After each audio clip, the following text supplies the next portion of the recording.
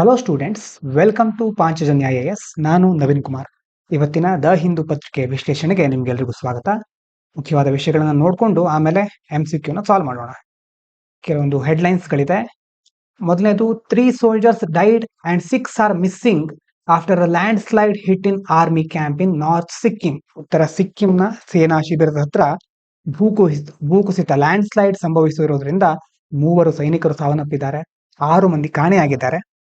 Heavy rain and floods have affected over 5 lakh people in Assam and nearby states. ಅಂತ ನೋಡಿ, ಭಾರಿ ಮಳೆ ಪ್ರವಾಹದಿಂದಾಗಿ 5 ಲಕ್ಷಕ್ಕೂ ಹೆಚ್ಚು ಜನ ತೊಂದರೆ ಅನುಭವಿಸ್ತಾ ಇದ್ದಾರೆ. ಇನ್ನೊಂದು ವಿಷಯ, India and the US are working together to build safer and stronger under sea internet cable. ಈಗ ನಮಗೆ ಇಂಟರ್ನೆಟ್ ವ್ಯವಸ್ಥೆ ಇರುತ್ತಲ್ವಾ, ಅದು ಮುಖ್ಯವಾಗಿ ಡೇಟಾ ಸೆಂಟರ್ನಿಂದ ಬೇರೆ ಬೇರೆ ದೇಶಗಳಿಂದ ಸಮುದ್ರದ ಮಾರ್ಗದ ಮೂಲಕ ಕೇಬಲ್ಗಳ ಮೂಲಕ ಬರುತ್ತೆ. ಆಮೇಲೆ ಅದು ಬೇರೆ ಬೇರೆ ಟವರ್ ಕಂಪನಿಗಳಿರುತ್ತಲ್ವಾ, ಏರ್ಟೆಲ್, ಹೀಗೆ ಆ ಟವರ್ಗಳ ಮೂಲಕ ರೀಜನಲ್ ಅಲ್ಲಿ ಅದು ಸ್ಪ್ರೆಡ್ ಆಗ್ತಾ ಹೋಗುತ್ತೆ. ಆದ್ರೆ ಅದು ಮುಖ್ಯವಾಗಿ ಅದಕ್ಕೆ ಕನೆಕ್ಷನ್ ಇರೋದು ಡೇಟಾ ಸೆಂಟರ್ ನಿಂದ ಅಂಡರ್ ಸಿ ಕೇಬಲ್ಗಳ ಮೂಲಕ. ಅಂತಂದ್ರೆ ಸಮುದ್ರದ ಒಳಗಡೆ ಕೇಬಲ್ಗಳನ್ನ ಹಾಕಿದ್ದಾರೆ ಮೊದಲೇ. ಈಗ ಭಾರತ ಮತ್ತೆ US ಒಟ್ಟಾಗಿ ಸೇರ್ಕೊಂಡು ಇಂಥ ಕೇಬಲ್ಗಳನ್ನ ಇನ್ನು ಸ್ಟ್ರಾಂಗ್ ಮಾಡ್ಲಿಕ್ಕೆ, ಬಿಲ್ಡ್ ಮಾಡ್ಲಿಕ್ಕೆ ಮುಂದಾಗಿದ್ದಾರೆ. Which are important for global communication and security, especially as China's presence in the region grows. ಅಂತಂದ್ರೆ ಚೀನಾ ತನ್ನ ಪ್ರಭಾವವನ್ನು ಹೆಚ್ಚು ಮಾಡ್ಕೊಳ್ತಾ ಇದೆ. ಇದನ್ನ ಹತ್ತಿಕ್ಲಿಕ್ಕೆ, ಇದನ್ನ ತಡೆಗಟ್ಟಲಿಕ್ಕೆ ಭಾರತ ಮತ್ತೆ ಅಮೆರಿಕ ಒಟ್ಟಾಗಿ ಕೆಲಸ ಮಾಡ್ತಾ ಇವೆ. ಇದಾದ್ಮೇಲೆ ಮುಂದೆ ಒಂದು ಮ್ಯಾಪಿಂಗ್ ರಿಲೇಟೆಡ್ ನೋಡಿ. ವಿಷಯ ಏನು ಅಂತಂದ್ರೆ, India and Paraguay want to work more closely in trade and areas like technology, minerals and energy, with both leaders seeing each other as important partners. ಮುಖ್ಯವಾಗಿ ಭಾರತ ಮತ್ತೆ ಪರಾಗ್ವೆ ತಂತ್ರಜ್ಞಾನ, ಖನಿಜ, ಇಂಧನಗಳಂತ ಕ್ಷೇತ್ರದಲ್ಲಿ ನಿಕಟವಾದ ಕೆಲಸ ಮಾಡ್ಲಿಕ್ಕೆ ಬಯಸ್ತಾ ಇವೆ. ಇದಕ್ಕೆ ಸಂಬಂಧಪಟ್ಟ ಹಾಗೆ ಪರಾಗ್ವೆ ಎಲ್ಲಿ ಬರುತ್ತೆ ಅಂತ ನೋಡ್ಕೊಳ್ಳಿ. ಇದು ಸೌತ್ ಅಮೆರಿಕಾ, ಇದು ಮೇಲ್ಗಡೆ ನಾರ್ತ್ ಅಮೆರಿಕಾ ಇದೆ. ಪರಾಗ್ವೆ ಬರೋದು ಇಲ್ಲಿ.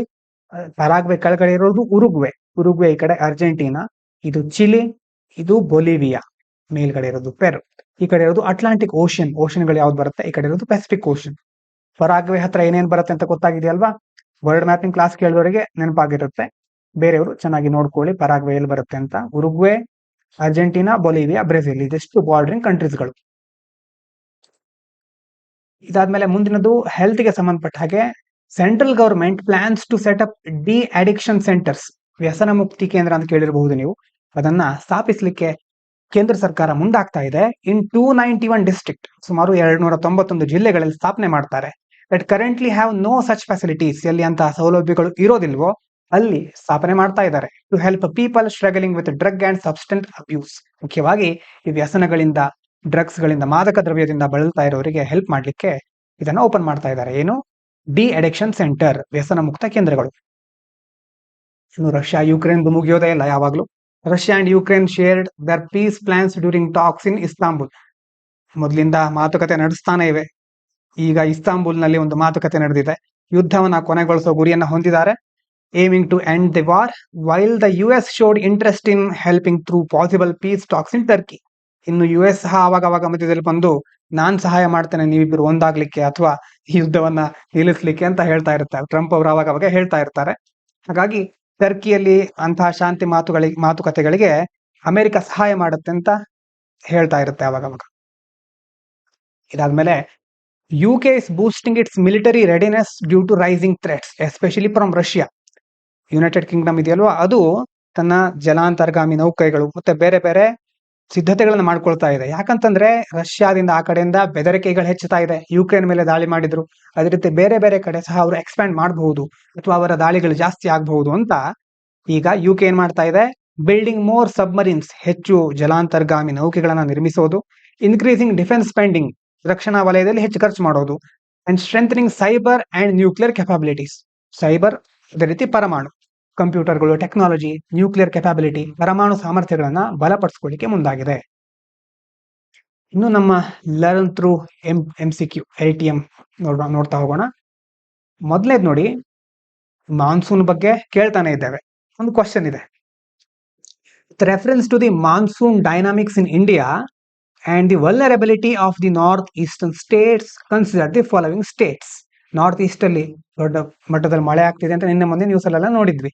ನೋಡಿ, ಯಾವುದೇ ವಿಷಯ ಆದ್ರೂ ಈ ರೀತಿ ನೀವು ಥಿಂಕ್ ಮಾಡಬೇಕು. ಅಂತಂದ್ರೆ ವಿಷಯ ನ್ಯೂಸ್ ಅಲ್ಲಿ ಇರುತ್ತೆ, ಈಗ ನಾರ್ತ್ ಈಸ್ಟ್ ನಲ್ಲಿ ತುಂಬಾ ಮಳೆ ಆಗ್ತಾ ಇದೆ, ಇಷ್ಟೆಲ್ಲ ಜನ ಮಳೆಯಿಂದಾಗಿ ಹಾನಿಯನ್ನು ಅನುಭವಿಸ್ತಾ ಇದ್ದಾರೆ ಅಂತ ನೀವು ಕೇಳಿದ್ರಿ. ಕೇಳಿದ ತಕ್ಷಣ ಅದು ಎಲ್ಲಿ ಕನೆಕ್ಟ್ ಆಗುತ್ತೆ ಸ್ಟ್ಯಾಟಿಕ್ ಗೆ ಅನ್ನೋದನ್ನ ಥಿಂಕ್ ಮಾಡಿ ಅದನ್ನ ಓದ್ಕೊಳ್ಳೋದು. ಇಲ್ಲಿ ನೋಡಿ ಮಾನ್ಸೂನ್ ಬಗ್ಗೆ ಬರ್ತಾ ಇದೆ. ಈಗ ನೋಡಿ ಕ್ವಶನ್ಗಳು ಹೀಗಿದೆ. ಸ್ಟೇಟ್ಮೆಂಟ್ ಗಳನ್ನ ನೋಡ್ತಾ ಹೋಗಿ, ಪಾಸ್ ಮಾಡ್ತಾನೆ, ಬೇಕಿದ್ರೆ ನೀವು ಒಂದ್ಸಾರಿ ನೋಡ್ಕೊಳ್ಳಿ, ಬೇಕಿದ್ರೆ ನೋಡ್ಕೊಂಡಿರಬಹುದು. 4 ಸ್ಟೇಟ್ಮೆಂಟ್ ಗಳನ್ನ ನೀವು ಸಹ ಪಾಸ್ ಮಾಡಿ ನೋಡ್ಕೋಬಹುದು. ಕ್ವಶನ್ ಓದ್ತೇನೆ, ಆಮೇಲೆ ಎಕ್ಸ್ಪ್ಲೇನ್ ಮಾಡ್ತೇನೆ. The Bay of Bengal branch of south west monsoon reaches the northeastern states before the Arabian Sea branch reaches the western India. Despite receiving lesser annual rainfall than most other Indian states, northeastern states suffer disproportionately due to poor infrastructure and topography. The northeastern region experiences 2 monsoons in a year, making it more vulnerable to recurring hydrometeorological disasters.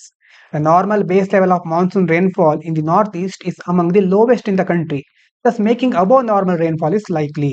ಅಂತಂದ್ರೆ ಈ ತರ question ಗಳು ಬಂದಾಗ ಒಂದ್ಸರಿ pass ಮಾಡಿ ನೀವೇ ಅರ್ಥ ಮಾಡ್ಕೊಳ್ಳಿಕ್ಕೆ ಟ್ರೈ ಮಾಡಿ. ಯಾಕಂತಂದ್ರೆ ಎಕ್ಸಾಮ್ ನಲ್ಲಿ ಎಕ್ಸ್ಪ್ಲೇನ್ ಮಾಡ್ಲಿಕ್ಕೆ ಯಾರು ಇರೋದಿಲ್ಲ, ಆವಾಗ ನೀವೇ ಅರ್ಥ ಮಾಡ್ಕೊಳ್ಬೇಕು. ಈಗಿಂದಾನೆ ಅದನ್ನ ಪ್ರಾಕ್ಟೀಸ್ ಮಾಡಿ. ಈಗ ಕ್ವಶನ್ ಏನು, ಹೌ ಮೆನಿ, ಎಷ್ಟು ಸ್ಟೇಟ್ಮೆಂಟ್ ಗಳು ಕರೆಕ್ಟ್. ಇದರಲ್ಲಿ 4 ಸ್ಟೇಟ್ಮೆಂಟ್ ಗಳ ಬಗ್ಗೆ ಗೊತ್ತಿದ್ರೆ ಮಾತ್ರ ನೀವು ಹೌ ಮೆನಿ ಅನ್ನುವಂತ ಕ್ವಶನ್ ಅನ್ನು ಆನ್ಸರ್ ಮಾಡ್ಲಿಕ್ಕೆ ಆಗುತ್ತೆ. ಮೊದಲು ಕೀ ಟರ್ಮ್ ಗಳನ್ನು ನೋಡ್ಕೊಳ್ಳೋಣ. ಮಾನ್ಸೂನ್ ಅಂತಂದ್ರೆ ರೇನಿ ಸೀಸನ್, ಮಳೆ ಬರುವಂತಹ ಸೀಸನ್ ಭಾರತದಲ್ಲಿ. India has main one called south west monsoon. ನಮ್ಮ ದೇಶದಲ್ಲಿ ಮುಖ್ಯವಾಗಿ ಸೌತ್ ವೆಸ್ಟ್ ಮಾನ್ಸೂನ್ ಇದೆ. ನೋಡಿ ಈ ಕಡೆ ಇಮೇಜ್ ಅಲ್ಲಿ ಕಾಣಿಸ್ತಾ ಇರಬಹುದು ನಿಮಗೆ, ಝೂಮ್ ಮಾಡ್ತೇನೆ. South west monsoon in India. ನೋಡಿ ಒಂದು ಕಡೆ ಆ ಮಾನ್ಸೂನ್ 2 ತರ ಡಿವೈಡ್ ಆಗುತ್ತೆ, ಬ್ರಾಂಚ್ ಇದೆ ಅದಕ್ಕೆ. There are 2 branch. ಮುಖ್ಯವಾಗಿ ಅರೇಬಿಯನ್ ಸಿ ಇಂದ ಒಂದ್ ಕಡೆ ಬಂದ್ರೆ, another side is Bay of Bengal. 2 ಕಡೆಯಿಂದ ಭಾರತಕ್ಕೆ ಮಾನ್ಸೂನ್ ಬರುತ್ತೆ, ಸೌತ್ ವೆಸ್ಟ್ ಮಾನ್ಸೂನ್. ಈಗ ಕೇಳಿರೋದು ನೋಡಿ, south west monsoon branches, the monsoon divides ನೋಡಿ 2 ತರ.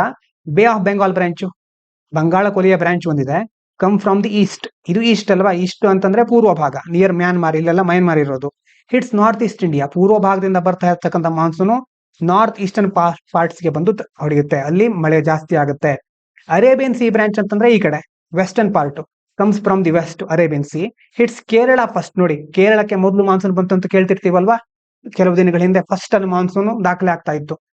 Then moves up the west India, ಅಂತಂದ್ರೆ ಫಸ್ಟ್ ಕೇರಳಕ್ಕೆ ಬಂದು ಆಮೇಲೆ ಅದು ವೆಸ್ಟರ್ನ್ ಪಾರ್ಟ್ ಇದರ ಭಾಗಗಳಿಗೆ ಸ್ಪ್ರೆಡ್ ಆಗುತ್ತೆ.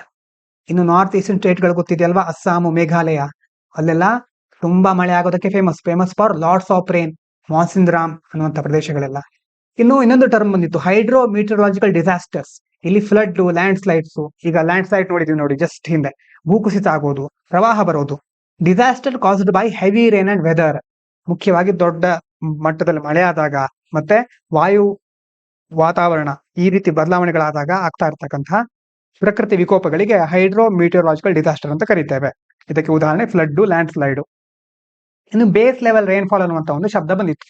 ಅಂತಂದ್ರೆ normal amount of rain place usually gets. Base level ಅಂತಂದ್ರೆ ಸರಾಸರಿ ಮಳೆ ಅಂತ ನಾವು ನಿಧಾನ ಅಂತಂದ್ರೆ ಒಂಥರ ಹೇಳ್ಬಹುದು. ಸರಾಸರಿ ಮಳೆ ಸಾಮಾನ್ಯವಾಗಿ ಎಷ್ಟು ಮಳೆ ಆಗುತ್ತೆ ಒಂದು ಪ್ರದೇಶದಲ್ಲಿ, ಅದು ಬೇಸ್ ಲೆವೆಲ್. ಅದಕ್ಕೆ base level rainfall, normal amount of rain. ಈಗ ಒಂದೊಂದೇ ಸ್ಟೇಟ್ಮೆಂಟ್ ನೋಡ್ತಾ ಹೋಗಿ. The Bay of Bengal branch, ನೋಡಿ ಈ ಕಡೆ ಇರೋದು ಬೇ ಆಫ್ ಬೆಂಗಾಲ್ ಬ್ರಾಂಚ್, ಮ್ಯಾಪ್ ನಲ್ಲಿ ನೋಡಿದ್ವಲ್ವಾ, ಈ ಕಡೆಯಿಂದ Bay of Bengal branch of the south west monsoon, ನಮ್ಮ ದೇಶಕ್ಕೆ ಬರೋದು south west monsoon, reaches the northeastern states before the Arabian Sea branch reaches the western India. ಈ ಸ್ಟೇಟ್ಮೆಂಟ್ ಹೇಳ್ತಾ ಇರೋದೇನಂತಂದ್ರೆ, ಈ ಕಡೆ ಇರುವಂತ ಬ್ರಾಂಚು ಇಲ್ಲಿತ್ತಲ್ಲ, ಈ ಕಡೆ ಇರುವಂತ ಬ್ರಾಂಚ್ ಇದಕ್ಕಿಂತ ಮೊದಲೇ ಬಂದು ನಾರ್ತ್ ಈಸ್ಟರ್ನ್ ಸ್ಟೇಟ್ ಗಳಿಗೆ ಹೋಗುತ್ತೆ, ಮೊದಲು ಆ ಕಡೆ ಮಳೆ ಆಗುತ್ತೆ ಅಂತ ಮೊದಲನೇ ಸ್ಟೇಟ್ಮೆಂಟ್ ಹೇಳ್ತಾ ಇದೆ. ಇದು ಕರೆಕ್ಟ್. ಬೇ ಆಫ್ ಬೆಂಗಾಲ್ ಬ್ರಾಂಚು ಮೊದಲೇ ಬಂದು ನಾರ್ತ್ ಈಸ್ಟರ್ನ್ ಸ್ಟೇಟ್ ಗಳಿಗೆ ಹೋಗಿ ಅಲ್ಲಿ ಮಳೆ ಆಗುತ್ತೆ. ಅರೇಬಿಯನ್ ಸಿ ಬ್ರಾಂಚು ನೆಕ್ಸ್ಟ್ ಬರೋದು. ಅದಕ್ಕೆ ನೋಡಿ ಈಗ ಮಾನ್ಸೂನ್ ಮಳೆ ನಿಧಾನವಾಗಿ ಸ್ವಲ್ಪ ದಿನಗಳ ಹಿಂದೆ ಮಾತ್ರ ಕೇರಳಕ್ಕೆ ಬಂದಿತ್ತು, ಆದ್ರೆ ಈ ಕಡೆ ಮೊದಲೇ ಬಂದು ಅಲ್ಲಿ ಧಾರಾಕಾರ ಮಳೆ ಆಗ್ತಾ ಇದೆ. The Bay of Bengal branch quickly hits the north eastern right at the start of June. ಈ ಸಾರಿ ಬಹಳ ಬೇಗ ಬಂದಿದೆ ಮಾನ್ಸೂನ್ ಅಂತ ಗೊತ್ತಿದೆ, ಅದು ಸಾಮಾನ್ಯವಾಗಿ ಜೂನ್ ನ ಪ್ರಾರಂಭದಲ್ಲಿ ನಾರ್ತ್ ಈಸ್ಟ್ ಗೆ ಬಂದು ತಗಲುತ್ತೆ. Arabian sea branch hits Kerala first. Arabian sea branch ಬರೋದು ಕೇರಳಕ್ಕೆ ಅರೌಂಡ್ ಜೂನ್ ಫಸ್ಟ್ ಅಲ್ಲಿ. ಈ ಸಾರಿ ಬೇಗ ಬಂದಿದೆ, but then takes time to move up towards places like Mumbai. ಇಲ್ಲಿ ಬೇಗ ಬಂದ್ರು ಮುಂಬೈಗೆ ಹೋಗೋ ತನಕ ಸ್ವಲ್ಪ ಟೈಮ್ ಆಗುತ್ತೆ. So yes, the north east usually feels the monsoon full force from the bay of Bengal branch before western India gets Arabian sea branch strongly. ಈ ಕಡೆ ಜೋರಾಗಿ ಮಳೆ ಆಗೋದಕ್ಕಿಂತ, ಮಾನ್ಸೂನ್ ಬಂದು ತಗೊಳ್ಳೋಕ್ಕಿಂತ ಮುಂಚೆ ಈ ಕಡೆ ಬೇ ಆಫ್ ಬೆಂಗಾಲ್ ಇಂದ ಬರುವಂತಹ ಮಾನ್ಸೂನ್ ಬೇಗ ಅಲ್ಲಿ ಮಳೆಯನ್ನ ಸುರಿಸುತ್ತೆ. ಮೊದಲನೇ ಸ್ಟೇಟ್ಮೆಂಟ್ ಕರೆಕ್ಟ್. ಎರಡನೇದು ನೋಡಿ, despite receiving lesser rainfall. Lesser ಅಂತ ಕೇಳಿದ್ದಾರೆ. Lesser rainfall than most other Indian states, north eastern states suffer disproportionately due to poor infrastructure and topography. ಹೌದು, ಅಲ್ಲಿ ಟೋಪೋಗ್ರಫಿ, ಭೌಗೋಳಿಕ ವಲಯಗಳು ಅದೆಲ್ಲ ಸ್ವಲ್ಪ ಕಷ್ಟಕರವಾಗಿರಬಹುದು, ಮತ್ತೆ ಇನ್ಫ್ರಾಸ್ಟ್ರಕ್ಚರ್ ಪೂರ್ ಆಗಿರಬಹುದು. ಆದ್ರೆ ಫಸ್ಟ್ ಸ್ಟೇಟ್ಮೆಂಟ್ ನೋಡಿ, ಡಿಸ್ಪೈಟ್ ರಿಸೀವಿಂಗ್ ಲೆಸ್ಸರ್ ರೇನ್ಫಾಲ್, ಬೇರೆ ರಾಜ್ಯಗಳಿಗಿಂತ ಕಡಿಮೆ ಮಳೆ ಬೀಳುತ್ತಾ ಇಲ್ಲಿ ಕೇಳಿರೋದು ಕಡಿಮೆ ಮಳೆ ಬೀಳುತ್ತೆ ಅಂತ ಹೇಳ್ತಾ ಇದ್ದಾರೆ. ಹಾಗಾಗಿ ಲೆಸ್ಸರ್ ರೇನ್ಫಾಲ್ ಅಲ್ಲ. North east actually gets lot more rain than most other states, ಬೇರೆ ರಾಜ್ಯಗಳಿಗಿಂತ ಜಾಸ್ತಿ ಮಳೆ ಬೀಳುತ್ತೆ. ಹಾಗಾಗಿ ಈ statement incorrect. It is one of the wettest region India, ಹೆಚ್ಚು ಮಳೆ ಬೀಳುವ ಪ್ರದೇಶ. So the first part, lesser annual rainfall, is wrong. ಆದ್ರೆ they do suffer more because of poor roads and hilly land, but that's because of their high rainfall, not low rainfall. ಅಲ್ಲಿ poor infrastructure ಎಲ್ಲ ಇದೆ, ಆದ್ರೆ ಅದು ಸಹ ಆಗಿರೋದು ಯಾವ್ದ್ರಿಂದ, ಜಾಸ್ತಿ ಮಳೆ ಆಗ್ತಾ ಇರೋದ್ರಿಂದ, ಕಡಿಮೆ ಮಳೆ ಆಗೋದ್ರಿಂದ ಅಲ್ಲ. ಹಾಗಾಗಿ ಎರಡನೇ ಸ್ಟೇಟ್ಮೆಂಟ್ ಇನ್ಕರೆಕ್ಟ್. ಸಾರಿ. ಮುಂದಿನ statement, north eastern region experiences 2 monsoon in a year. ಇಲ್ಲಿ 2 ಸಾರಿ ಮಾನ್ಸೂನ್ ಬರುತ್ತೆ ಅಂತ ಹೇಳ್ತಿದ್ದಾರೆ. Making it more vulnerable to recurring hydrometeorological disasters, flood, landslide. ನೆನಪಾಗ್ತಾ ಇದೆಯಾ ಡಿಸಾಸ್ಟರ್ ಯಾವ್ದು ಅಂತ? ಇದು ಕರೆಕ್ಟ್. ಯಾಕಂತಂದ್ರೆ besides the main south west monsoon, main ಆಗಿ ಬರೋದು ಸೌತ್ ವೆಸ್ಟ್ ಮಾನ್ಸೂನ್ ಜೂನ್ ಇಂದ ಸೆಪ್ಟೆಂಬರ್ ತನಕ. ನಾರ್ತ್ ಈಸ್ಟ್, ಈಶಾನ್ಯ ಭಾಗ, also get significant rain later in the year. October ನಿಂದ ಡಿಸೆಂಬರ್ ತನಕ ಅಲ್ಲಿ ಮಳೆ ಆಗುತ್ತೆ. Sometimes called the retreating monsoon ಅಂತ ಕರೀತಾರೆ. ಮತ್ತೆ ಮಳೆ ಆಗುತ್ತೆ ಅಲ್ಲಿ. ಆರ್ ಪೋಸ್ಟ್ ಮಾನ್ಸೂನ್ ರೇನ್, ಅದಕ್ಕೆ ಪೋಸ್ಟ್ ಮಾನ್ಸೂನ್ ರೇನ್ ಅಥವಾ ರಿಟ್ರೀಟಿಂಗ್ ಮಾನ್ಸೂನ್ ಅಂತ ಕರೀತಾರೆ. ಯಾವ ಭಾಗ? ನಾರ್ತ್ ಈಸ್ಟರ್ನ್ ಭಾಗ. This means they have long periods of heavy rain. ಹಾಗಾಗಿ ವರ್ಷದಲ್ಲಿ ಜಾಸ್ತಿ ಕಾಲ ಮಳೆ ಬೀಳ್ತಾ ಇರುತ್ತೆ, making them more likely to face flood and land slides multiple times a year. ಒಂದು ವರ್ಷದಲ್ಲಿ ಹಲವಾರು ಬಾರಿಯಲ್ಲಿ ಈ ತರ ಪ್ರವಾಹ ಬರೋದು, ಭೂಕುಸಿತ ಆಗೋದು ಆಗ್ತಾನೆ ಇರುತ್ತೆ. ಹಾಗಾಗಿ ಮೂರನೇ ಸ್ಟೇಟ್ಮೆಂಟ್ ಸಹ ಕರೆಕ್ಟ್. ಇನ್ನು normal base level of monsoon rainfall in the north East is among the lowest in the country. ಇದನ್ನು ನೋಡಿದಾಗ ನಿಮ್ಗೆ ಅರ್ಥ ಆಗ್ಬೇಕು. ಲೋವೆಸ್ಟ್ ಅಂತ ಕೇಳಿದಾಗ ಬೇರೆ ಕಡೆಗಿಂತ ನಾರ್ಮಲ್ ರೇನ್ಫಾಲ್ ಕಡಿಮೆ ಇರುತ್ತಾ ಇಲ್ಲಿ? ಇಲ್ಲ. Thus making above normal rainfall less likely ಅಂತಂದ್ರೆ ನಾರ್ಮಲ್ ರೇನ್ಫಾಲ್ ಜಾಸ್ತಿ ಆಗೋದು ಕಡಿಮೆ ಅಂತ ಹೇಳ್ತಿದ್ದಾರೆ. ಆದ್ರೆ ಇದ್ರ ಅರ್ಥ ಏನು? ಇನ್ಕರೆಕ್ಟ್ ಇದು. ಯಾಕಂತಂದ್ರೆ north East famous for receiving very high rainfall, ಅಲ್ಲಿ ಜಾಸ್ತಿ ಮಳೆ ಬೀಳೋದಕ್ಕೆ ಫೇಮಸ್ ಅದು. So it's normal base level ಅಂತಂದ್ರೆ ಅವರೇಜ್ ರೇನ್ ಇಟ್ ಗೆಟ್ಸ್, ಸರಾಸರಿ ಮಳೆ, it's actually among the highest in the country. ದೇಶದಲ್ಲೇ ಹೆಚ್ಚು ಮಳೆ ಬೀಳೋದು ಅಲ್ಲಿ, not the lowest. If the normal level is already very high, above normal rainfall is still very possible and dangerous. ಹಾಗಾಗಿ normal rainfall already ಹೆಚ್ಚಿರೋದ್ರಿಂದ above normal ಮತ್ತು possibility ಸಾಧ್ಯ ಇದೆ, ಮತ್ತು ಮಳೆ ಬೀಳೋದು ಮತ್ತೆ ಡೇಂಜರಸ್ ಸಹ ಹೌದು. ಹಾಗಾಗಿ ಇದಕ್ಕೆ ಇನ್ಕರೆಕ್ಟ್. 2 ಇನ್ಕರೆಕ್ಟ್ ಇದೆ, 2 ಕರೆಕ್ಟ್ ಇದೆ. ಎಷ್ಟು ಹಾಗಾದ್ರೆ ಟೋಟಲ್ ಕರೆಕ್ಟ್ ಇರೋದು 2, ಓನ್ಲಿ 2 ಇದಕ್ಕೆ ಆನ್ಸರ್. ಇನ್ನು border tension inflation drag May PMI, ಒಂದು PMI ಅಂತ ಟರ್ಮ್ ಬಂದಿದೆ, 3 month low. PMI full form ನೋಡಿ, ಪರ್ಚೇಸಿಂಗ್ ಮ್ಯಾನೇಜರ್ ಇಂಡೆಕ್ಸ್ ಅಂತ ಕರೀತಾರೆ. ಇದರ ಬಗ್ಗೆ ಒಂದು ಪ್ರಶ್ನೆ ಇದೆ, ಪಾಸ್ ಮಾಡಿ ನೋಡಬಹುದು ನೀವು. With reference to the Purchasing Managers Index, consider the following statements. PMI reading below 50 indicates contraction in manufacturing activity. PMI reflects not only manufacturing output but also captures employment trends and input purchases. An increase in PMI always indicates a reduction in inflationary pressures. PMI is compiled by a government statistical agency under the Ministry of Finance. ಇಷ್ಟರಲ್ಲಿ ಸರಿಯಾದ ಉತ್ತರವನ್ನ ಯಾವುದು ಅಂತ guess ಮಾಡಿ ನೋಡೋಣ. PMI ಬಗ್ಗೆ ಮೊದಲು ಕೇಳಿದಿರಾ ಗೊತ್ತಿಲ್ಲ. ಪರ್ಚೇಸಿಂಗ್ ಮ್ಯಾನೇಜರ್ ಇಂಡೆಕ್ಸ್ ನೋಡೋಣ ವಿವರವಾಗಿ. ಹೌ ಮೆನಿ ಅಂತ ಕೇಳಿದಾರೆ ಇಲ್ಲೂ ಸಹ ಸ್ಟೇಟ್ಮೆಂಟ್. ಮೊದಲು ಟರ್ಮ್ ಗಳನ್ನ ಅರ್ಥ ಮಾಡ್ಕೋಬೇಕು ನಾವು. ಪರ್ಚೇಸಿಂಗ್ ಮ್ಯಾನೇಜರ್ ಇಂಡೆಕ್ಸ್ ಏನಿದು? This is a survey of managers in companies. ಈಗ ಫ್ಯಾಕ್ಟರಿಗಳು, ಕಂಪನಿಗಳೆಲ್ಲ ಮ್ಯಾನೇಜರ್ಗಳು ಇರ್ತಾರೆ, ಅವರಿಗೆ ಸಂಬಂಧಪಟ್ಟಂತ ಒಂದು ಸರ್ವೆ ಇದು. It is a way to quickly check how well a sector like manufacturing, ಯಾವ್ದಾದ್ರು ಒಂದು ವಲಯ ಯಾವ ರೀತಿ ಕಾರ್ಯನಿರ್ವಹಿಸ್ತಾ ಇದೆ ಅನ್ನೋದನ್ನ ಚೆಕ್ ಮಾಡ್ಲಿಕ್ಕೆ ಈ ಸರ್ವೆಯನ್ನ ಬಳಸ್ತಾರೆ. Think of it as a report card for business health. ಆ ಒಂದು ಬಿಸ್ನೆಸ್ ಹೇಗೆ ಕಾರ್ಯನಿರ್ವಹಿಸ್ತಾ ಇದೆ, ಅದರ ಆಡಳಿತ, ಆರೋಗ್ಯ ಹೇಗಿದೆ, ಚೆನ್ನಾಗಿದೆಯಾ ಒಂದು ವ್ಯವಸ್ಥೆ ಅನ್ನೋದಕ್ಕೆ ಇದೊಂದು ರಿಪೋರ್ಟ್ ತರ ಇದು. ಅದಕ್ಕೆ PMI ಅಂತ ಕರೀತಾರೆ. ಸರ್ವೆ ಅದು ಮ್ಯಾನೇಜರ್ಗಳಿಗೆ ಸಂಬಂಧಪಟ್ಟಿದ್ದು. ಅಂತಂದ್ರೆ ಮ್ಯಾನೇಜರ್ಗಳಿಗೆ ಸರ್ವೆ ಮಾಡ್ತಾರೆ, ಮುಖ್ಯವಾಗಿ ಅಲ್ಲಿ ಫ್ಯಾಕ್ಟರಿ ಮತ್ತೆ ಕಂಪನಿಗಳಲ್ಲಿ. ಇನ್ನು ಮ್ಯಾನುಫ್ಯಾಕ್ಚರಿಂಗ್ ಆಕ್ಟಿವಿಟಿ ಅಂದ್ರೆ ಗೊತ್ತು ನಿಮ್ಗೆ, how busy factory are making products, ಬೇರೆ ಬೇರೆ ಉತ್ಪಾದನೆಯನ್ನ ಮಾಡೋದು, ಹೈರಿಂಗ್ ಪೀಪಲ್, ಬೈಯಿಂಗ್ ಮಟೀರಿಯಲ್ಸ್, ಮುಖ್ಯವಾಗಿ ಒಂದು ಮ್ಯಾನುಫ್ಯಾಕ್ಚರಿಂಗ್ ಆಕ್ಟಿವಿಟಿಯಲ್ಲಿ ಹೇಗೆ ಅವರು ಬೇರೆ ಬೇರೆ ಜನರನ್ನ ನೇಮಕ ಮಾಡ್ಕೊಳ್ತಾರೆ, ಪ್ರಾಡಕ್ಟ್ ಗಳನ್ನ ಹೇಗೆ ತಯಾರು ಮಾಡ್ತಾ ಇದ್ದಾರೆ, ಮಟೀರಿಯಲ್ ಗಳನ್ನ ಬೈ ಮಾಡೋದು, ಖರೀದಿ ಮಾಡೋದು, ಇದೆಲ್ಲ ಬರುತ್ತೆ. ಇದೊಂದು ಕಾಂಟ್ರಾಕ್ಷನ್ ಮತ್ತೆ ಎಕ್ಸ್ಪ್ಯಾನ್ಷನ್ ಎರಡು ಟರ್ಮ್ ಇದೆ. ಕಾಂಟ್ರಾಕ್ಷನ್ ಅಂತಂದ್ರೆ things are shrinking or slowing down, shrink ಆಗೋದು, ಕಡಿಮೆ ಆಗೋದು ಅಥವಾ ಸ್ಲೋ ಆಗಿ ಹೋಗೋದು, ಎರಡಕ್ಕೂ ಸಹ ಕಾಂಟ್ರಾಕ್ಷನ್ ಅಂತ ಕರೀತಾರೆ. ಎಕ್ಸ್ಪ್ಯಾನ್ಷನ್ ಅಂತಂದ್ರೆ ಥಿಂಗ್ಸ್ ಆರ್ ಗ್ರೋವಿಂಗ್, ಗ್ರೋ ಆಗೋದು ಅಥವಾ ಸ್ಪೀಡ್ ಆಗಿ ಹೋಗೋದು, ಇದಕ್ಕೆ ಎಕ್ಸ್ಪ್ಯಾನ್ಷನ್ ಅಂತ ಕರೀತಾರೆ. ಈಗ ಪ್ರತಿ ಚೆಕ್ ಮಾಡ್ತಾ ಹೋಗೋಣ ಒಂದೊಂದು ಸ್ಟೇಟ್ಮೆಂಟ್ ಅನ್ನ. ಮೊದಲನೇದು PMI ಗೊತ್ತಾಗ್ತಾ ಇದೆ ಅಲ್ವಾ ಯಾವುದು ಅಂತ, survey. Reading below 50 indicates a contraction in manufacturing activity, ಇದು correct. Think of 50 as the middle line, 100 ಇದೆ ಅಂತಂದ್ರೆ 100 ಪಾಯಿಂಟ್ ಇದೆ ಅಂತಂದ್ರೆ 50 ಅಂತಂದ್ರೆ middle line. If the PMI number is below 50, ಇದಕ್ಕಿಂತ ಕಡಿಮೆ ಇದೆ ಅಂತಂದ್ರೆ ಏನು, it means the manufacturing sector shrinking or slowing down, ಕಡಿಮೆ ಆಗ್ತಾ ಇದೆ ಅಂದ್ರೆ ಸ್ಲೋ ಆಗ್ತಾ ಇದೆ ಅಂತ ಅರ್ಥ ಇಲ್ಲಿ. ಹಾಗಾಗಿ 50ಗಿಂತ ಕಡಿಮೆ ಇದ್ರೆ ಕಾಂಟ್ರಾಕ್ಷನ್ ಮೇಲ್ಗಡೆ ಇದನ್ನಲ್ವಾ, ಶ್ರಿಂಕ್ ಆಗೋದು, ಸ್ಲೋ ಆಗೋದು. ಎರಡನೇದು PMI reflects not only manufacturing output but also captures employment trends and input purchases, ಇದು ಸಹ correct. PMI survey ask managers about many things, ಈ ಸರ್ವೆಯಲ್ಲಿ ಮ್ಯಾನೇಜರ್ಗಳಿಗೆ ಬೇರೆ ಬೇರೆ ಪ್ರಶ್ನೆಗಳನ್ನ ಕೇಳ್ತಾರೆ. ಅದರಲ್ಲಿ how much they are producing, output ಎಷ್ಟು ಬರ್ತಾ ಇದೆ, if they R hiring more people, ಎಷ್ಟು ಜನರನ್ನ ನೇಮಿಸ್ಕೊಳ್ತಾ ಇದಾರೆ ಕೆಲಸಕ್ಕೆ, ಎಂಪ್ಲಾಯ್ಮೆಂಟ್ ಎಷ್ಟು ಜನರಿಗೆ ಸಿಗ್ತಾ ಇದೆ, and if they are buying more raw material ಅಂತಂದ್ರೆ ಜಾಸ್ತಿ ರಾ ಮಟೀರಿಯಲ್ ಕಚ್ಚಾ ವಸ್ತುಗಳನ್ನ ಬೈ ಮಾಡ್ತಾ ಇದ್ದೀರಾ, ಇನ್ಪುಟ್ ಪರ್ಚೇಸಸ್. ಹಾಗಾಗಿ ಫುಲ್ ಪಿಕ್ಚರ್ ಕೊಡುತ್ತೆ ಇದು. ಹಾಗಾಗಿ not only manufacturing also captures employment trend, ಇದು ಸಹ ಕರೆಕ್ಟ್. ಇನ್ನು ಮೂರನೇದು, an increase in PMI always indicates reduction in inflationary pressures, ಇದೇನು ಕರೆಕ್ಟ್ ನೋಡಿ. ಆಲ್ವೇಸ್ ಅಂತ ಬಂದಾಗ ಕೇರ್ಫುಲ್ ಆಗಿರ್ಬೇಕು. ಆಲ್ವೇಸ್ ಅಂತಂದ್ರೆ PMI ಇನ್ಕ್ರೀಸ್ ಆಗ್ಬಿಟ್ಟಿದೆ ಅಂತಂದ್ರೆ ಇನ್ಫ್ಲೇಷನರಿ ಪ್ರೆಷರ್ಗಳು ಕಡಿಮೆ ಆಗ್ಬಿಟ್ಟಿದೆ ಅಂತನಾ, ಅಲ್ಲ. ಹಾಗಾಗಿ ಅದು incorrect. Higher PMI usually means businesses are doing better, ಒಳ್ಳೆ PMI ಇದೆ ಅಂತಂದ್ರೆ ಆ ಬಿಸ್ನೆಸ್ ಚೆನ್ನಾಗಿ ಕಾರ್ಯನಿರ್ವಹಿಸ್ತದೆ ಅಂತ ಅರ್ಥ. But sometimes when demand is high, ಕೆಲವೊಂದು ಸಾರಿ ಬೇಡಿಕೆ ಜಾಸ್ತಿ ಆಗುತ್ತೆ, ಅಂಡ್ ಬಿಸ್ನೆಸಸ್ ಆರ್ ಬಿಸಿ, ಯಾಕಂತಂದ್ರೆ ಬಿಸ್ನೆಸ್ಗಳು ಬಿಸಿ ಇರುತ್ತೆ ಪ್ರೊಡಕ್ಷನ್ ನಲ್ಲಿ, ನೇಮಕ ಮಾಡ್ಕೊಳ್ಳೋದ್ರಲ್ಲಿ. It can also lead to higher prices, ಅವಾಗ ಅದರಿಂದ ಏನಾಗುತ್ತೆ, ಪ್ರೈಸ್ಗಳು ಜಾಸ್ತಿ ಆಗಬಹುದು.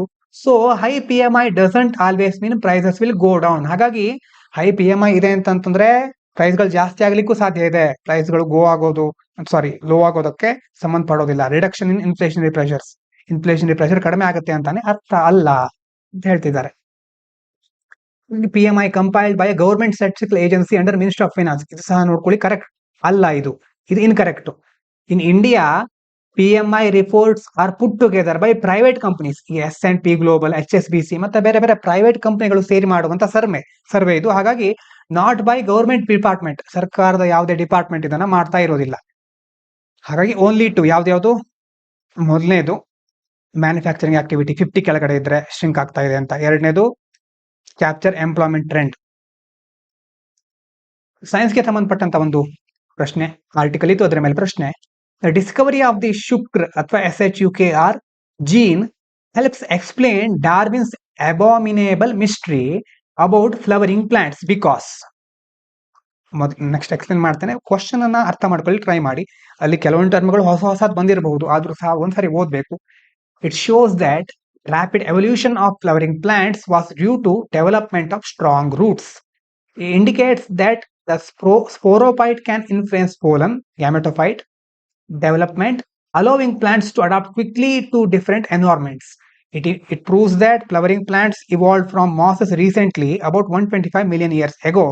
It suggests that flowering plants can survive without producing pollen. ಇದರಲ್ಲಿ ಎಷ್ಟು ನಿಮ್ಗೆ ಅರ್ಥ ಆಗುತ್ತೆ, ಕೆಲವೊಂದನ್ನ ಎನ್ವೈರ್ಮೆಂಟ್ ಅಲ್ಲಿ ಅಥವಾ ಬೇರೆ ಬೇರೆ ಸಬ್ಜೆಕ್ಟ್ ಅಲ್ಲಿ ನೀವು ಓದ್ತೀರಾ, ಕೆಲವೊಂದು ಟಾಪಿಕ್ ಗಳನ್ನ, ಟರ್ಮ್ಗಳನ್ನ ಇಲ್ಲಿರೋದನ್ನ. ಇದಕ್ಕೆ ಸಂಬಂಧಪಟ್ಟ ಕೆಲವು ಕೀ ಟರ್ಮ್ಗಳನ್ನ ಮೊದಲು ತಿಳ್ಕೊಳ್ಳೋಣ. ಇದಿರೋದು ಡಾರ್ವಿನ್ಸ್ ಅಬಾಮಿನೇಬಲ್ ಮಿಸ್ಟ್ರಿ ಅಂತ. ಅಂತಂದ್ರೆ this is what Charles Darwin called the puzzle of why flowering plants appeared and spread across the earth so quickly in history. ಅಂತಂದ್ರೆ ಎವಲ್ಯೂಷನ್ ಥಿಯರಿ ಅಂತ ಹೇಳ್ತೇವೆ, ವಿಕಾಸವಾದದಲ್ಲಿ ಅಥವಾ ವಿಕಾಸ ಆಗ್ಬೇಕಾದ್ರೆ ಬೇರೆ ಬೇರೆ ಜೀವಿಗಳು ಬೇರೆ ಬೇರೆ ರೀತಿಯಲ್ಲಿ ವಿಕಾಸ ಆಗ್ತಾ ಹೋದ್ವು. ಫ್ಲವರಿಂಗ್ ಪ್ಲಾಂಟ್ಸ್ ಗಳು ಇರಬಹುದು. ಇಲ್ಲಿ ಒಂದು ಪಜಲ್ ಇದೆ, ಅಂತಂದ್ರೆ ಒಂದು ನಿಗೂಢ ಇದೆ, ಮಿಸ್ಟ್ರಿ. ಇದಕ್ಕೆ ಡಾರ್ವಿನ್ ಏನ್ ಕಲಿದ್ದಾರೆ, puzzle of why flowering plants appeared and spread across earth so quickly. ಇತಿಹಾಸದ ಪ್ರಕಾರ ಈ ಹೂ ಬಿಡುವ ಸಸ್ಯಗಳಿದೆಯಲ್ವಾ, ಬೇರೆ ಎಲ್ಲ ಪ್ರಭೇದಗಳಿಗಿಂತ ಬಹಳ ಬೇಗ ಸ್ಪ್ರೆಡ್ ಆಯಿತು, ಯಾಕಿರಬಹುದು ಅಂತ ಡಾರ್ವಿನ್ ಒಂದು ಪಜಲ್, ಸಂಶಯ, ಮಿಸ್ಟ್ರಿ ತರ ಆಗಿತ್ತು ಅವನಿಗೆ. It seem too fast for his usual slow evolution ideas. ಅವನ ಪ್ರಕಾರ ಎಲ್ಲ ನಿಧಾನವಾಗಿ ಸ್ಲೋ ಆಗಿ ಇವಾಲ್ಯೂಷನ್ ಆಗ್ತಾ ಇರುತ್ತೆ, ನಿಧಾನವಾಗಿ ವಿಕಾಸ ಆಗ್ತಾ ಇರುತ್ತೆ. ಆದ್ರೆ ಇದು ಈ ಒಂದು ಫ್ಲವರಿಂಗ್ ಪ್ಲಾಂಟ್ಗಳು ಸ್ಪ್ರೆಡ್ ಆಗಿರೋದು ಬಹಳ ಫಾಸ್ಟ್ ಆಗಿದೆಯಲ್ಲ ಅನ್ನುವಂಥ ಒಂದು ಪ್ರಶ್ನೆ ಹೇಳ್ತಾ ಇತ್ತು. ಅದು ಮೊದಲು ಡಾರ್ವಿನ್ಸ್ ಅಬಾಮಿನೇಬಲ್ ಮಿಸ್ಟ್ರಿ. ಆ ಒಂದು ಮಿಸ್ಟ್ರಿ ಏನಂತ ಕರೀತಾರೆ, ಅಬಾಮಿನೇಬಲ್ ಮಿಸ್ಟ್ರಿ. ಎಷ್ಟು ಬೇಗ ಸ್ಪ್ರೆಡ್ ಆಗ್ತಾ ಇದು ಅನ್ನುವಂಥ ಮಿಸ್ಟ್ರಿ ಯಾವುದು, ಫ್ಲವರಿಂಗ್ ಪ್ಲಾಂಟ್ಸ್. ಶುಕ್ರ ಜೀನ್ ಅಂತಂದ್ರೆ ಸ್ಪೆಸಿಫಿಕ್ ಜೀನ್. ನಾವು ಇದನ್ನ ಶುಕ್ರ ಅಂತ ನೆನಪಿಟ್ಕೊಳ್ಬಹುದು, ಅದಕ್ಕೆ ಹೇಳಿದ್ದು SHUKR ಶಕ್ರ ಅಂತ ಕೆಲವರು ಹೇಳಬಹುದು. ಸ್ಪೆಸಿಫಿಕ್ ಜೀನ್ ಅಂತಂದ್ರೆ ಏನು, ಟೈನಿ ಇನ್ಸ್ಟ್ರಕ್ಷನ್ ಮ್ಯಾನ್ಯುವಲ್ ಇನ್ಸೈಡ್ ಅ ಪ್ಲಾಂಟ್ ಸೆಲ್. ಜೀವಕೋಶದ ಒಳಗಡೆ ಇರುವಂತಹ ಒಂದು ಇನ್ಸ್ಟ್ರಕ್ಷನ್ ಮ್ಯಾನ್ಯುವಲ್ ತರ ಇದು. ಇದರೊಳಗಡೆ ಬೇರೆ ಬೇರೆ ದಾಖಲೆಗಳು ಅಂತಂದ್ರೆ ಬೇರೆ ಬೇರೆ ಇನ್ಸ್ಟ್ರಕ್ಷನ್ ಗಳಿರುತ್ತೆ. ಆ ಇನ್ಸ್ಟ್ರಕ್ಷನ್ ನೋಡ್ಕೊಂಡು ಸೆಲ್ ಪ್ರೋಟೀನ್ ಕ್ರಿಯೇಟ್ ಮಾಡುತ್ತೆ. ಅದನ್ನ ಡೀಟೇಲ್ ಆಗಿ ನೀವು ಬಯಾಲಜಿಯಲ್ಲಿ ಓದ್ತೀರಿ, ಸೈನ್ಸ್ ಅಂಡ್ ಟೆಕ್ನಾಲಜಿಯಲ್ಲಿ ಓದ್ತೀರಿ. ಸ್ಪೋರೋಫೈಟ್ ಅಂತಂದ್ರೆ ನಾವು ಒಂದು ಗಿಡದಲ್ಲಿ ನೋಡುವಂತಹ ಭಾಗಗಳು ಅಂತಂದ್ರೆ ಟ್ರೀ, ಫ್ಲವರ್, ಮುಖ್ಯವಾಗಿ ಇದಕ್ಕೆ ಬೇರೆ ಬೇರೆ ಡೀಟೇಲ್ ಗಳಿದೆ. ಆದ್ರೆ ಇಲ್ಲಿ ನಾವು ನೋಡ್ಬೇಕಾಗಿರೋದು this is the main plant body you see. ನಾವು ಮುಖ್ಯವಾಗಿ ನೋಡುವಂತ ಭಾಗಗಳಂತ ಕನ್ಸಿಡರ್ ಮಾಡಬಹುದು ಇಲ್ಲಿ. ಗ್ಯಾಮೆಟೋಫೈಟ್ ಅಂತಂದ್ರೆ pollen, part that makes reproductive cells. ಸಂತಾನೋತ್ಪತ್ತಿಯ ಜೀವಕೋಶಗಳನ್ನ ತಯಾರು ಮಾಡುವಂತ ಸೆಲ್ ಸಸ್ಯಗಳಲ್ಲಿ ಯಾವುದು, ಗ್ಯಾಮೆಟೋಫೈಟ್.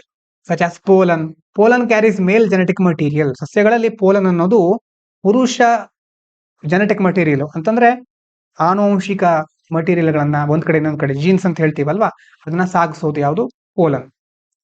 ಇದು ಆ ಕ್ವಶನ್ಗೆ ಸಂಬಂಧಪಟ್ಟ ಕೆಲವು ಕೀ ಟರ್ಮ್ಗಳು. ಇದರಲ್ಲಿ ಕೇಳ್ತಾ ಇರೋದೇನು, ಶಕ್ರ ಜೀನ್ ಅಥವಾ ಶುಕ್ರ ಜೀನ್. ಇದಕ್ಕೆ ಕರೆಕ್ಟ್ ಆನ್ಸರ್ ಬಿ. ಇಲ್ಲಿ ನೋಡಿ ಯಾಕೆ ಅಂತ ನೋಡಿ, ಬಿ ಏನ್ ಹೇಳ್ತಾ ಇತ್ತು, indicates that sporophyte can influence pollen development allowing plants to adapt quickly different environments. ನೀವು ನೆನಪಿಟ್ಕೊಳ್ಬೇಕಾಗಿರೋದು ಶಕ್ರ ಅಥವಾ ಶುಕ್ರ ಜೀನ್ ಎಲ್ಲಿ ಬರುತ್ತೆ, ಯಾವ ಥಿಯರಿಗೆ ಸಂಬಂಧಪಟ್ಟಿದ್ದು, ಮತ್ತೆ ಯಾವ್ದಕ್ಕೆ, ಫ್ಲವರಿಂಗ್ ಪ್ಲಾಂಟ್ಸ್ ಗಳಿಗೆ ಸಂಬಂಧಪಟ್ಟಿದ್ದು. ಇದನ್ನು ಸಹ ನೋಡ್ಕೋಬೇಕು ನೀವು. ಆಮೇಲೆ ಅದಕ್ಕೆ ಸಂಬಂಧಪಟ್ಟ ಹಾಗೆ ಇಲ್ಲಿ ಕೊಟ್ಟಿರೋ ಆಪ್ಷನ್ ಅಲ್ಲಿ Shukr gene helps the main plant ಸ್ಪೋರೋಫೈಟಿಗೆ. ಯಾಕೆ ಹೆಲ್ಪ್ ಮಾಡುತ್ತೆ, control how its pollen develops. ಆ ಒಂದು ಪ್ಲಾಂಟಿನ ಪೋಲನ್ ಮೇಲ್ ಜೆನೆಟಿಕ್ ಮಟೀರಿಯಲ್ ಹೇಗೆ ಡೆವಲಪ್ ಆಗುತ್ತೆ ಅನ್ನೋದನ್ನ ಕಂಟ್ರೋಲ್ ಮಾಡ್ಲಿಕ್ಕೆ ಯಾವ್ದು ಹೆಲ್ಪ್ ಮಾಡುತ್ತೆ, Shukr gene. Pollen is essential for plant reproduction and spreading. ಹಾಗಾಗಿ ಆ ಪೋಲನ್ ಗೆ ಹೆಲ್ಪ್ ಮಾಡೋದ್ರಿಂದ, ಪೋಲನ್ ಆ ಜೆನೆಟಿಕ್ ಮಟೀರಿಯಲ್ ಇರೋದ್ರಿಂದ ತಾನೇ ಎಲ್ಲ ಕಡೆ ಅದು ಹಬ್ಬೋದು. ಹಾಗಾಗಿ ಅದು ಬೇಗ ಬೇಗ ಹಬ್ಲಿಕ್ಕೆ ಸಾಧ್ಯ ಆಯಿತು, ರಿಪ್ರೊಡಕ್ಷನ್ ಮತ್ತೆ ಸ್ಪ್ರೆಡಿಂಗ್ ಜಾಸ್ತಿ ಆಯಿತು. Because this gene allows the plant quickly change or fine tune its pollen to work well in many different places. ಅದ್ರ ಜೊತೆ ಈ ಜೀನ್ ಇದೆಯಲ್ವಾ, ಶುಕ್ರ ಅಥವಾ ಶುಕ್ರ ಜೀನು ಏನ್ ಮಾಡುತ್ತೆ, ಪ್ಲಾಂಟಿಗೆ ಆ ಒಂದು ಬೇರೆ ಬೇರೆ ಪ್ರದೇಶಗಳಿಗೆ ಯಾವುದೇ ವಾತಾವರಣ ಇರಬಹುದು ಅದಕ್ಕೆ ಸಂಬಂಧಪಟ್ಟ ಹಾಗೆ ಕ್ವಿಕ್ಲಿ ಚೇಂಜ್, ಬೇಗ ಬದಲಾಗ್ಲಿಕ್ಕೆ, ಅಡಾಪ್ಟ್ ಮಾಡ್ಕೊಳ್ಳಿಕ್ಕೆ ಹೆಲ್ಪ್ ಮಾಡುತ್ತೆ. Work well in many different places, hot, dry or cold environment. ಶೀತ ಇರಬಹುದು, ಉಷ್ಣ ಇರಬಹುದು, ತೇವಾಂಶ ಇರಬಹುದು, ಎಲ್ಲ ಕಡೆ ಇದು ಬೆಳಿಲಿಕ್ಕೆ, ಪ್ಲಾಂಟ್ ಬೆಳಿಲಿಕ್ಕೆ ಈ ಜೀನ್ ಹೆಲ್ಪ್ ಮಾಡುತ್ತೆ. Plants can adapt very fast. ಆವಾಗ ಪ್ಲಾಂಟ್ ಆ ವಾತಾವರಣಕ್ಕೆ ಬೇಗ ಹೊಂದ್ಕೊಳ್ಬಹುದು. ಆವಾಗ ಹೊಂದ್ಕೊಂಡ್ರೆ ಏನಾಗ್ಬಿಡುತ್ತೆ, ಅದರ ಪ್ಲಾಂಟಿನ ಸಂಖ್ಯೆ ಜಾಸ್ತಿ ಆಗುತ್ತೆ, ಬೇಗ ಸ್ಪ್ರೆಡ್ ಆಗುತ್ತೆ. This rapid adaptation is what helps explain why flowering plants are able to spread and thrive so quickly around the world. ಇಂಥ ಅಡಾಪ್ಟೇಷನ್ ಇಂದಾಗಿನೇ ಆ ಪ್ಲಾಂಟ್ಗಳು ಬಹಳ ಬೇಗ ಎಲ್ಲ ಕಡೆ ಹಬ್ಬಿಕೊಂಡವು. Solving Darwin's mystery. ಡಾರ್ವಿನಿಗೆ ಮಿಸ್ಟ್ರಿ ಅಂತ ಕ್ವಶನ್ ಬಂದಿತ್ತಲ್ವಾ, ಯಾಕೆ ನಾನು ಅಂದ್ಕೊಂಡ್ಕಿಂತ ಬಹಳ ಬೇಗ ಹಬ್ಬಿಟ್ವು ಇವು ಅಂತ ಒಂದು ಕ್ವಶನ್ ಇತ್ತಲ್ವಾ, ಡಾರ್ವಿನ್ಸ್ ಮಿಸ್ಟ್ರಿ, ಅಬಾಮಿನೇಬಲ್ ಮಿಸ್ಟ್ರಿ ಅಂತ ಕರೆದಿದ್ದೇವೆ. ಆ ಮಿಸ್ಟ್ರಿಗೆ ಉತ್ತರ ಈ ಶುಕ್ರ ಜೀನ್ ಅಲ್ಲಿ ಇದೆ. ಮುಂದಿನ ಕ್ವಶನ್ ನೋಡಿ, which of the following statements about the impact of anthropogenic iron pollution on ocean ecosystem are correct? ಇನ್ನೊಂದ್ಸಾರಿ ಓದ್ಕೊಳ್ಳಿ ಬೇಕಿದ್ರೆ. Iron pollution from human activities enhances spring phytoplankton growth in the ocean.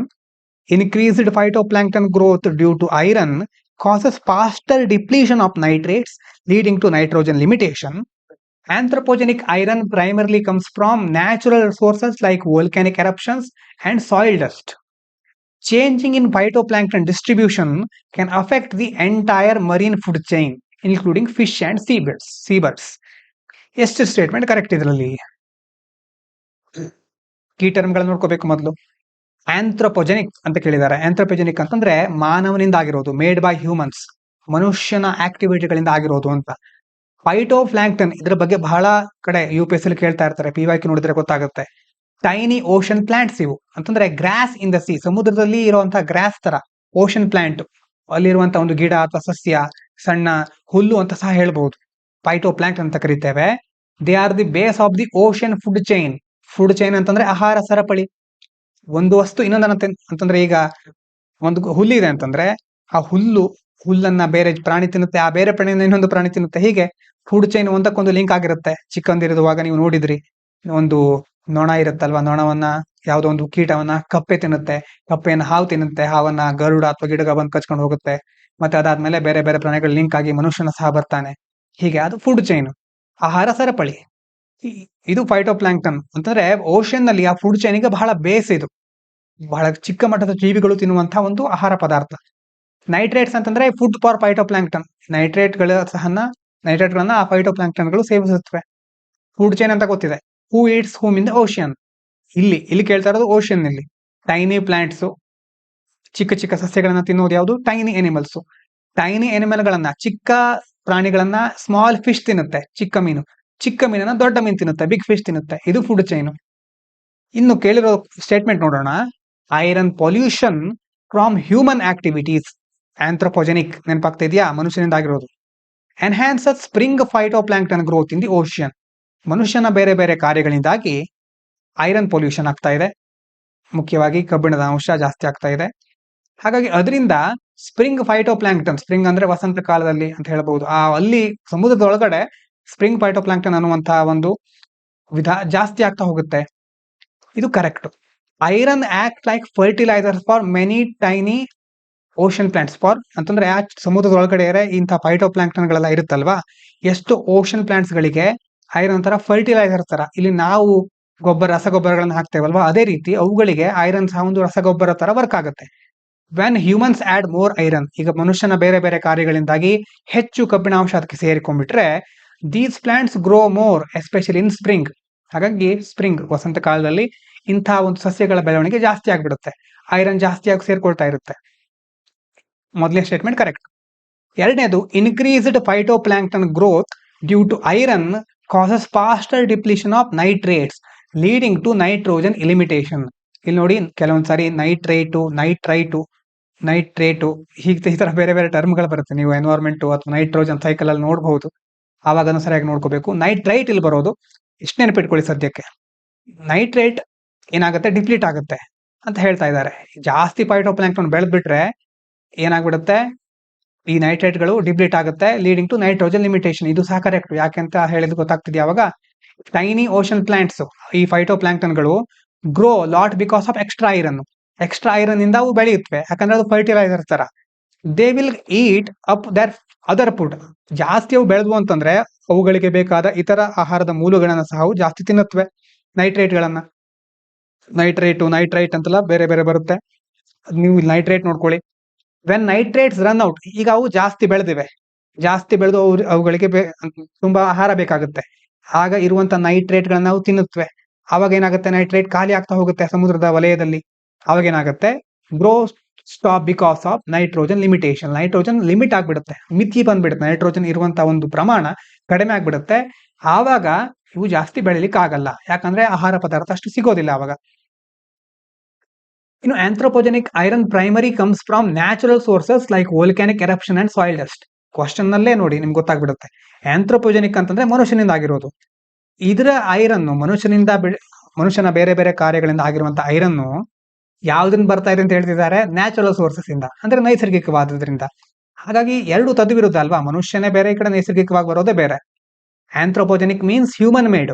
Volcanic eruptions and dust storms are natural. ಇದೆಲ್ಲ natural ಆಗೋದು. Volcanic eruption, ಜ್ವಾಲಾಮುಖಿ erupt ಆಗೋದು. Human caused iron pollution mostly comes from factories and industries. ಹಾಗಾಗಿ no ಅಂತಂದ್ರೆ ಈ statement wrong, incorrect ಅಂತ. ಹಾಗಾಗಿ ಮನುಷ್ಯ ಹೆಚ್ಚು ಐರನ್ ಪೊಲ್ಯೂಷನ್ ಮಾಡ್ತಾ ಇದ್ದಾನಲ್ವಾ, ಅದು ಬರ್ತಾ ಇರೋದು ಫ್ಯಾಕ್ಟರಿ ಮತ್ತೆ ಇಂಡಸ್ಟ್ರಿಗಳಿಂದ. ಇನ್ನು changes in phytoplankton distribution can affect the entire marine food chain including fish and sea birds. Correct ಅಲ್ವಾ ಇದು? ಯಾಕಂತಂದ್ರೆ ಬೇಸಿಕ್ ಲೆವೆಲ್ ಅಲ್ಲಿ ಇರೋದು ಈ ಫೈಟೋಪ್ಲಾಂಕ್ಟನ್ಗಳು. ಅವುಗಳಲ್ಲಿ ಏನಾದ್ರೂ ಬದಲಾವಣೆ ಆದ್ರೆ ಆ ಫೈಟೋಪ್ಲಾಂಕ್ಟನ್ಗಳ ಒಟ್ಟು ಮೊತ್ತ ಅಥವಾ ಒಟ್ಟು ಎಷ್ಟಿದಾವೆ ಅವುಗಳ ಒಂದು ಪ್ರಮಾಣದಲ್ಲಿ ಏರುಪೇರಾದ್ರೆ ಅವುಗಳನ್ನ ತಿಂತಾ ಇರುವಂತಹ ಇತರ ಜೀವಿಗಳ ಮೇಲೂ ಅಫೆಕ್ಟ್ ಆಗ್ತಾ ಹೋಗುತ್ತೆ. Tiny ocean plants, phytoplankton are the very first food in the ocean. First food chain ಅಲ್ಲಿ ಮೊದಲಿರೋದು. If their numbers or location change, ಒಂದು ಲೊಕೇಶನ್ ಚೇಂಜ್ ಆಗಬಹುದು, ಬೇರೆ ಕಡೆ ಹೋಗಬಹುದು, ಕಡಿಮೆ ಆಗಬಹುದು ಪ್ರಮಾಣ. It affects everything that eats them. ಯಾವ್ದು ಸರಪಳಿಯಲ್ಲಿ ಬರ್ತಾ ಇತ್ತಲ್ವಾ, ಎಲ್ರಿಗೂ ಇದರ ಪರಿಣಾಮ ಎದುರಾಗುತ್ತೆ. From small sea creatures to fish, ಚಿಕ್ಕ ಚಿಕ್ಕ ಸಮುದ್ರದ ಜಲಚರಗಳಿಂದ ದೊಡ್ಡ ದೊಡ್ಡ ಫಿಶ್ ಗಳ ತನಕ ಅಫೆಕ್ಟ್ ಆಗುತ್ತೆ.